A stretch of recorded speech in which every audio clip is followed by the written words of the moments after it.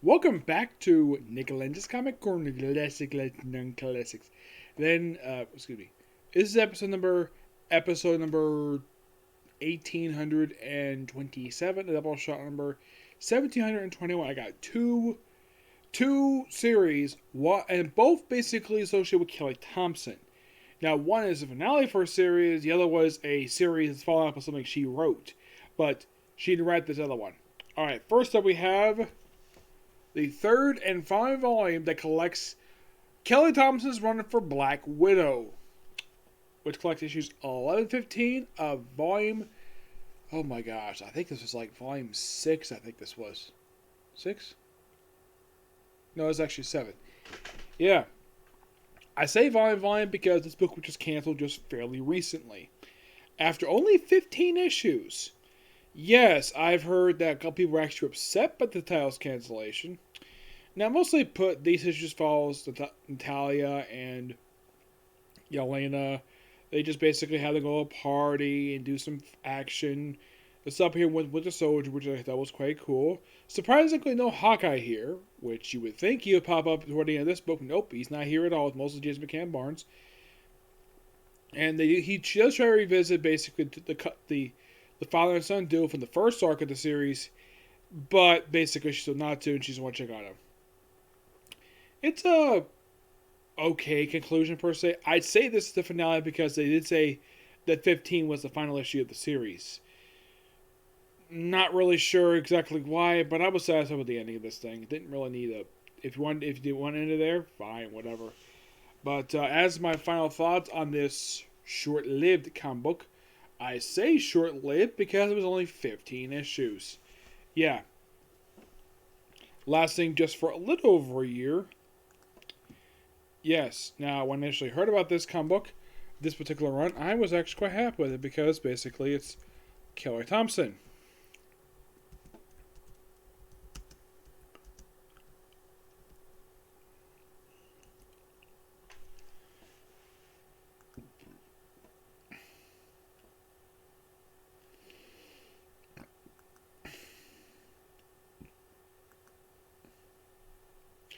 The previous book was just a limited series. Now, the series started back in September 2020. That's when the first issue was released. The final issue of the series was released in April, just 2 months ago. Oh yeah, just a couple months ago. You're thinking, really? Oh yeah, really. Oh, by the way, Yelena's known as the White Widow now. Yeah, I'm not really sure what was the reason for that. No, I do not have any idea what the reason for it is.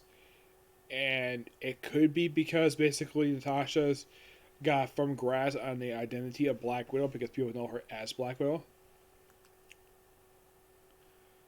Oh yeah, Hawkeye does show up here. We also appearances by there's also this character named Monger, who basically is a Kelly Thompson character.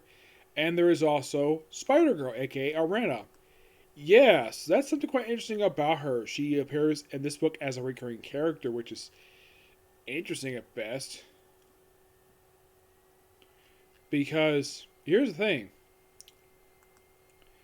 Prior to her appearing in this book as a regular character, previously she was just featured in, prior to appearing in issue 7 of the book, where she was probably featured throughout the rest of the series. She only skipped 2 issues after she appeared in issue 7. Her previous appearance actually was in Spider Curse the Man-Thing #1, which was released in April of last year. And then she appeared in issue 7 of this series, released 1 month later. Yep, and she basically was a recurring character at that point. Appearing throughout the remainder of the series, also making a guest appearance in Marvel Voices Community #1. She was previously featured in as a recurring character for a little while in Amazing Spider-Man. Yep. The thing with Arana is she's only been around. Get this, she's been around since 2004. Yeah.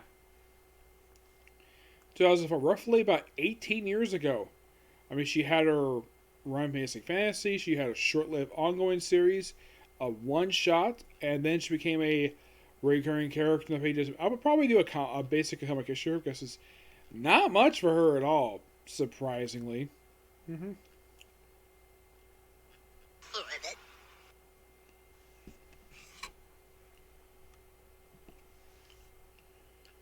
Yeah, basically, well, now,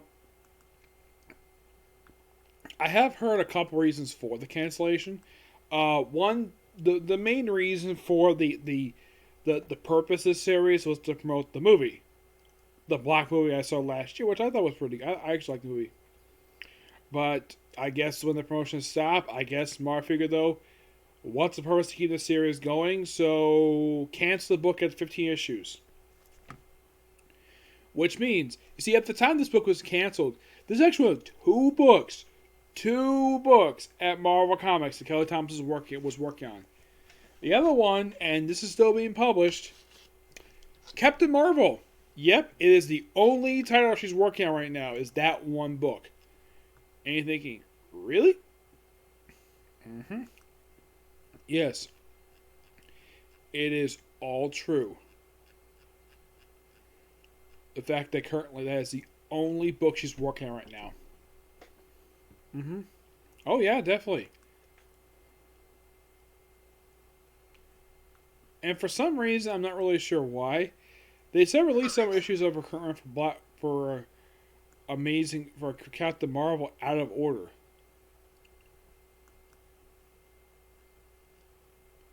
Yeah, for some reason after 38, the most recent issue was actually apparently it's uh yeah, it's 38, 40, and then 39. Yeah. But as of currently, Captain Marvel is the only book she's working on. I mean, this book was only, like I said, was only concluded just a couple months ago. Mm-hmm. And you might be asking, okay, has the Winter Soldier featured since this book was canceled?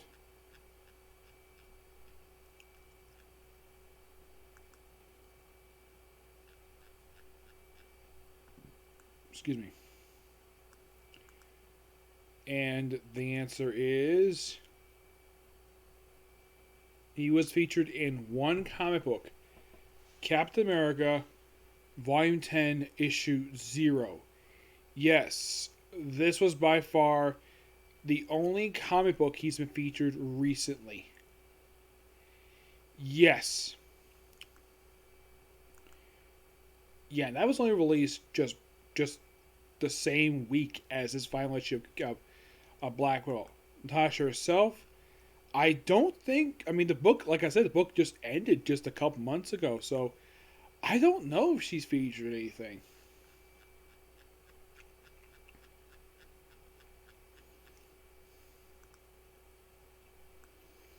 Well, she has featured in a few things since this book came out.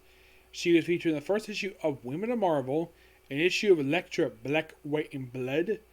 Well, actually, since this book came out, she was featured in one comic book. The most recent issue of Thor, as part of the Band of War storyline. Yep, as a member. Let's see. She actually guest starred in one of the stories here. Let's see.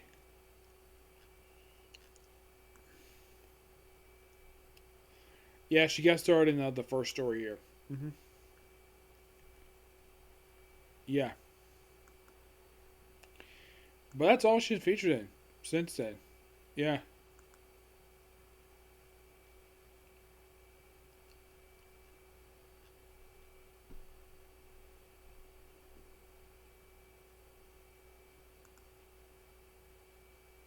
But, was I sad to see the series go?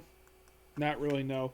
The series has been okay at best. I mean, I like the first story arc, but it just seems kind of perplexing that Marvel canceled this book, and to my knowledge, there's not been any announcement of any book to replace it.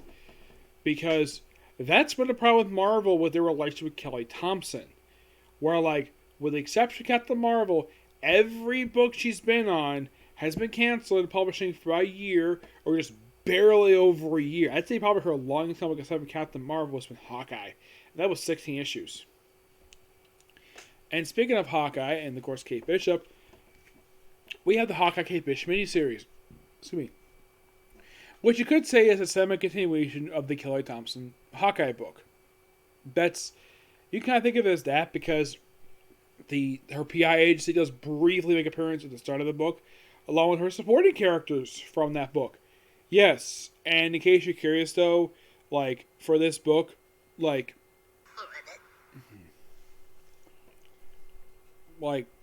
here's a question. What happened to Avengers West Coast? Disbanded by the final issue of the series. Yes, for some reason they did. I do not know the reason for this. It's kind of weird. Because she was publishing this comic, which was she also doing. It's Jeff. She's doing like this comedy comic about Jeff the Land Shark. Something from the pages of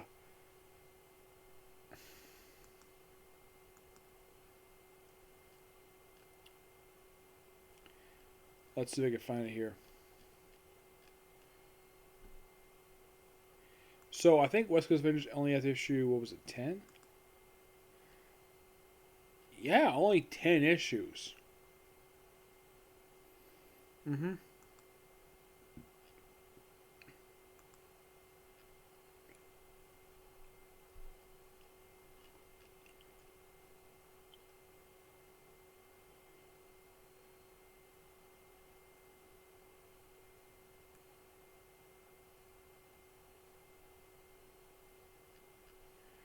Yeah. Now, this book, I kind of felt as though, like, the final issue ends with, like, oh, it's like a joke, the fact we cancel a book like this. Yes. Which, in my opinion, was a really stupid idea. Yeah, that's actually one book, Kelly Thompson, I kind of felt this they should not have canceled. And you know what the other book has been? Aside from that book, West Coast Avengers. Mm-hmm. Yes. Now, part of this book, Kate Bishop was featured in the American Chavez miniseries, American Made in USA. She was featured in Empire, somewhat sporadically. Yeah, the past few years, she didn't do it a lot, per se. No. This mostly puts her on an adventure in New York, even though she's living in LA, and she's here meeting up with her sister. Yes. Now, the thing is, I didn't know Kate Bishop had a sister. Nope. I had no idea. I never she's got parents, but as for having, let's say, okay, I kind of forgot about this. And here's the weird thing: prior to this miniseries, her only appearance prior to this was the first issue of Young Avengers, and her previous appearance before this was Young Avengers Special.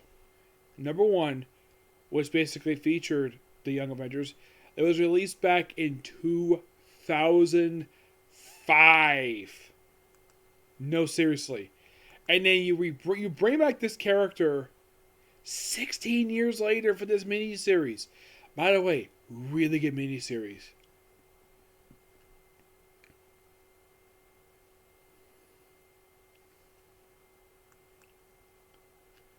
Yeah, really good.